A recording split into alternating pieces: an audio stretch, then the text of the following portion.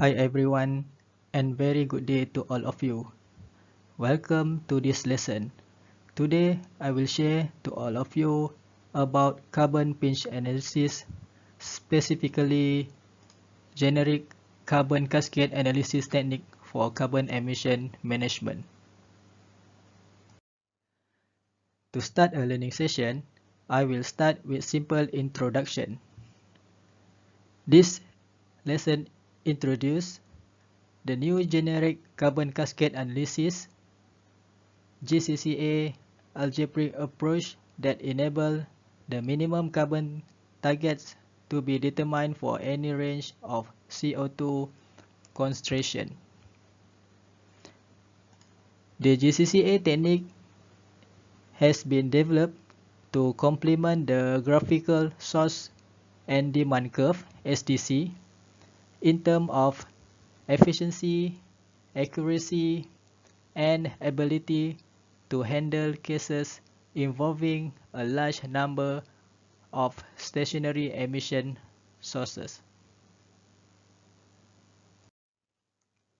The GCCA tool can also be used for industrial planners to recommend the implementation of suitable CO2 mitigation measures toward achieving zero carbon emission targets. This can either to be done during the grassroots planning or retrofit stage. Application of the GCCA tool on industrial site can potentially result in the minimum fresh carbon target and zero carbon emission. In the carbon pinch analysis, there are two methodologies involved. First is a source and demand curve SDC for graphical method, and another is generic carbon cascade analysis GCCA for numerical method. In this lesson, I will explain about GCCA for numerical method. As you can see in this slide, this is the holistic framework to establish the minimum carbon targets. Let's begin with the identification of carbon source and demands, followed by targeting the maximum carbon exchange using the new generic carbon cascade analysis technique.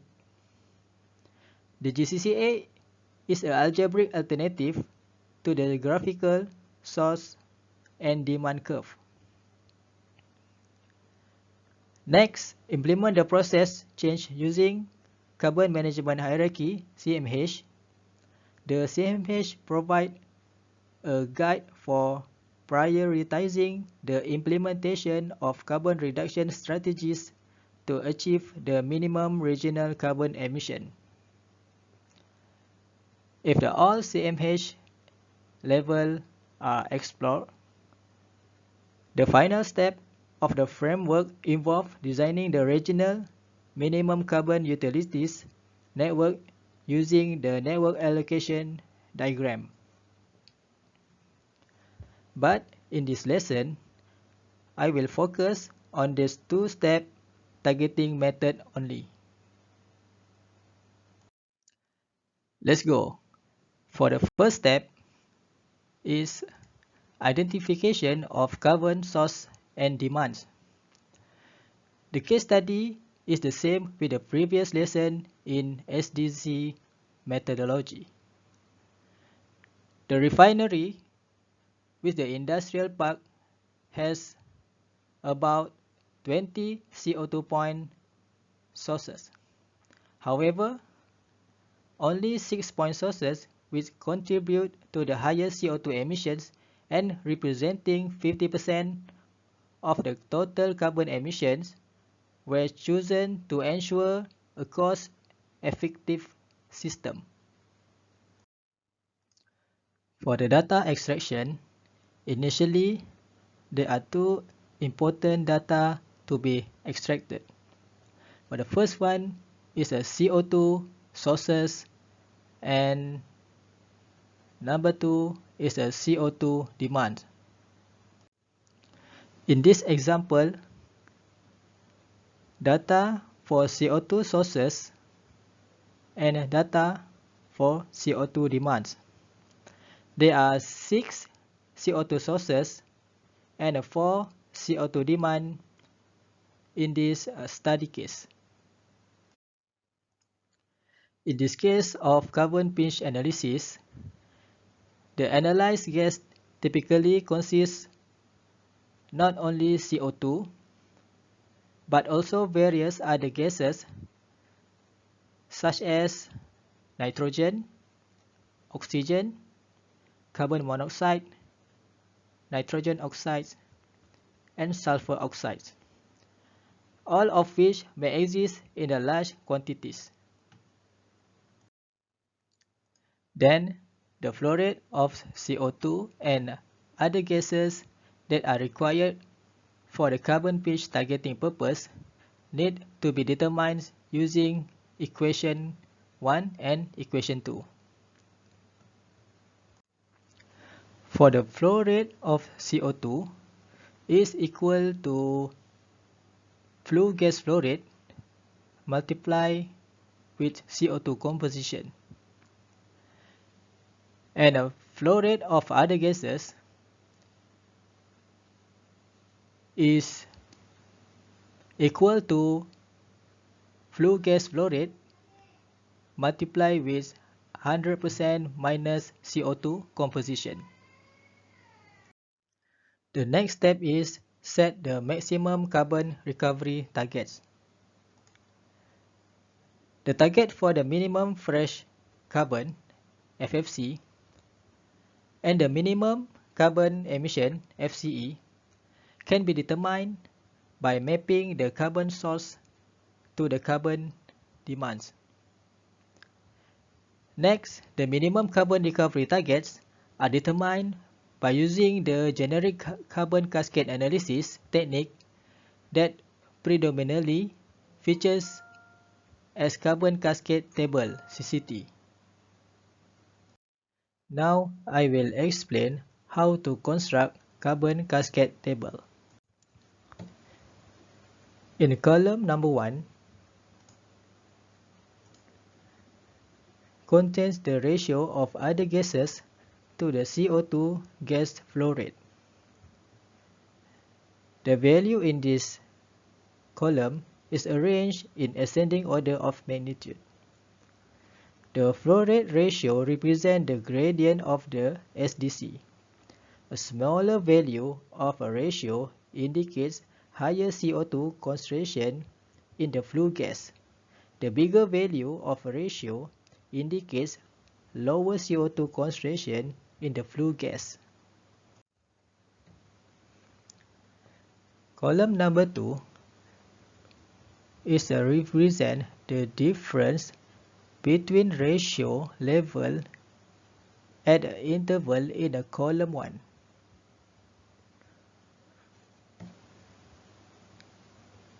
And column number 3 is the total flow rate for the carbon source. The flow rate of the carbon source is in a positive number.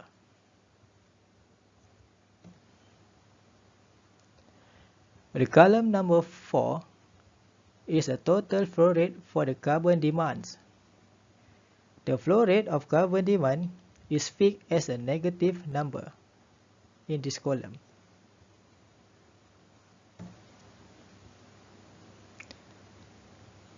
In the column number 5 contain sum up each interval to give the net interval carbon flow rate. So in this column number 5, the sum of the column number 3 and with the column number 4.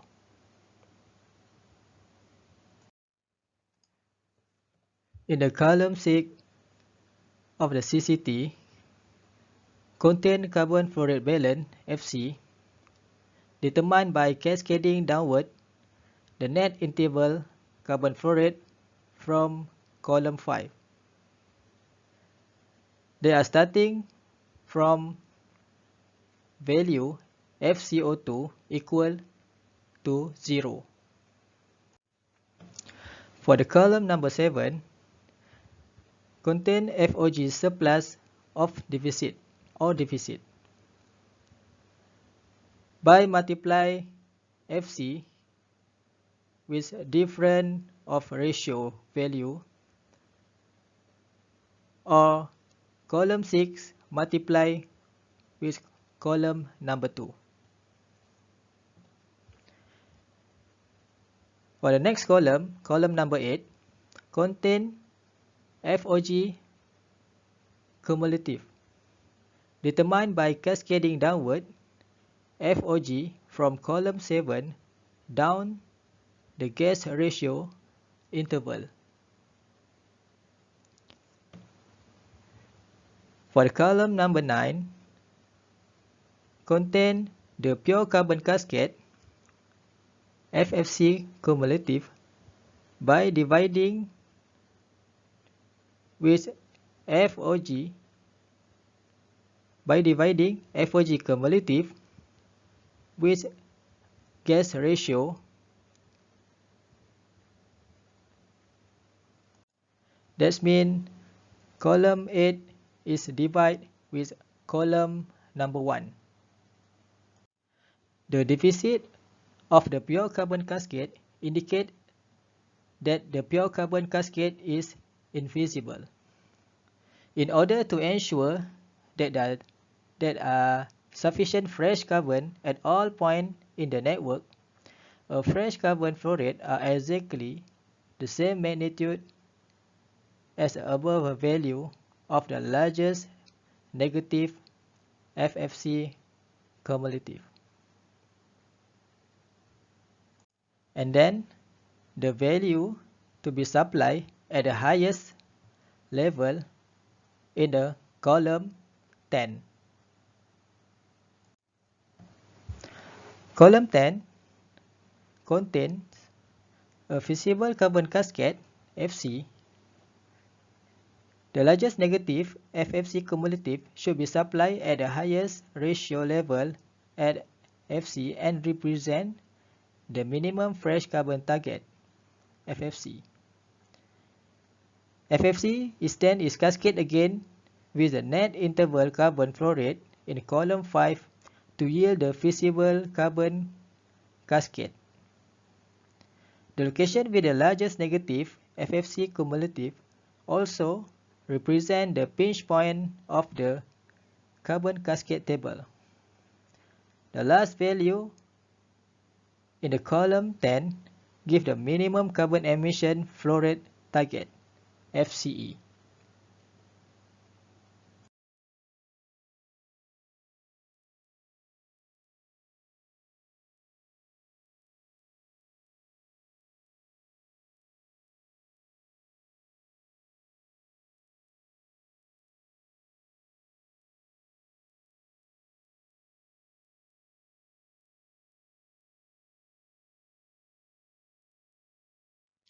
Note that the number of a ratio level N is equal to the total number of carbon demands ND and the carbon sources NS minus any duplicate ratio NDR.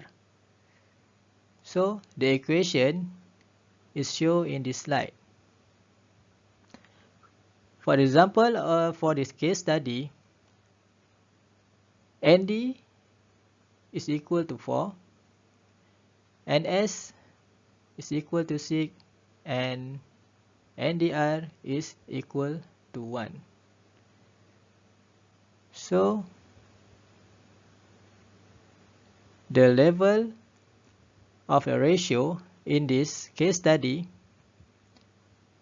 is 4 plus 6 minus 1 equal to 9. The generic carbon cascade analysis technique is used with the carbon management hierarchy CMH to systematically achieve the holistic minimum carbon targets through the application of all carbon minimization options. The CMH consists of a 4 level. Level 1 is a direct reuse. Level 2 is a source and demand manipulation. Level 3 is a regeneration reuse. And level 4 is a carbon sequestration. Direct reuse is typically allows carbon source and demand to be simultaneously reutilized. It is therefore regarded as the most preferred option at the top of the carbon management hierarchy. Level 1 of the CMH is a direct reuse or maximum carbon exchange targeting stage. The case study refined resource and demand data shown in table below after calculate the flow rate of each sources and demand. The flow rate ratio of gases directly taken from the source and demand table. Then arrange it to the carbon cascade table in column 1.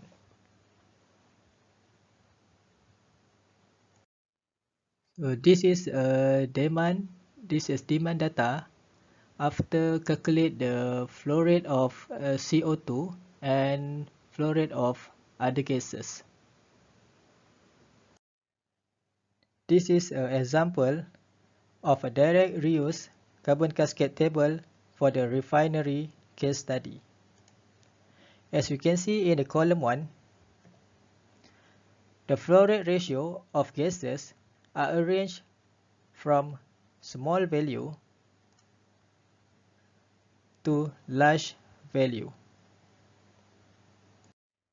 Level 2 of CMH is source and demand manipulation. For the source elimination and reduction, there are involved carbon source stream reduction using measures such as process parameter change, equipment modification, substitution of reaction chemistry, and fuel switching guided by heuristic H1. For the H1 means above the pinch, apply process change to eliminate or reduce carbon source stream. In this case, sources S2 to S6 and part of S1 lie above the pinch. Of the sources are the potential candidate to be eliminated and reduced. For example, S6 is a gas turbine can be eliminated by switching the fuel to a carbon neutral or carbon-free energy sources. And then another example, improving the combustion efficiency by reducing the excess air to fuel ratio for generation combustion resulted in 8% efficiency improvement. Another process in level 2 is a demand manipulation. They are involved implementing strategies to change the quantity of demand processes using heuristic H2 and H3 to systematically guided demand manipulation. Two key heuristics are introduced to systematically guide demand manipulation. For the first one is H2. Increase the limiting flow rate or add new demand processes above the pinch. And H3, reduce or eliminate demand process below the pinch. This H3 only applies for the new site planning. They are not available for retrofitting case study. Level 3 of a CMH is regeneration reuse. So this level involves the treatment of a regeneration of emission sources to improve their quality before being reused. Regeneration, according to the heuristic H4, can effectively minimize the carbon targets. Heuristic H4 is a regenerate source stream across the pinch to achieve purity higher than pinch purity. Example, chemical absorption using amine-based solvent is an example of the carbon sources regeneration. By regenerating S5 to a purity of 99% can reduce the target fresh carbon as well as the CO2 emissions. So level 4 of a CMH is a carbon sequestration. In this level, it involves CO2 capture and storage or CO2 sequestration. Example of the carbon management strategies at the level include tree planting, carbon storage in exhausted oil well, and carbon storage in deep saline aquifers. For the refinery site under study, tree planting has been proposed as a strategy to sequester the carbon emission. For another faster strategy than tree planting, industries can implement carbon capture and storage. Carbon capture and storage (CCS) is considered to be one of the main options for reducing CO2 emission alongside renewable energy, more efficient energy use, and nuclear power. So the concept of CCS include capture of CO2 produced by power plant or industrial plant, transportation of CO2 to a suitable storage location, and permanent storage of a CO2 by injected deep underground or convert to inert carbonates in isolation from the atmosphere as shown in this figure. CCS could significantly reduce CO2 emissions and contribute significantly in achieving the deep emission cut required by climate agreement for limiting the global temperature rise less than 2 degrees C. For the basic knowledge explanation, there are 3 steps to the CCS process. Number 1 is capture. The CO2 is separated from other gas produced in industrial processes such as those at coal and natural gas-fired power generation plants or steel or cement factories. For the transport, the CO2 is compressed and transported via pipelines, road transport, or ships to the site for storage. And the next step is for storage. Finally, the CO2 is injected into rock formation deep underground for permanent storage. This typically need to be 1 kilometer or more under the ground. As a conclusion, after implementing all other carbon management options at the various CMH levels, the remaining quantity of carbon emissions can be sequestered toward achieving zero carbon emissions. That's all from me, and thank you for listening this lesson.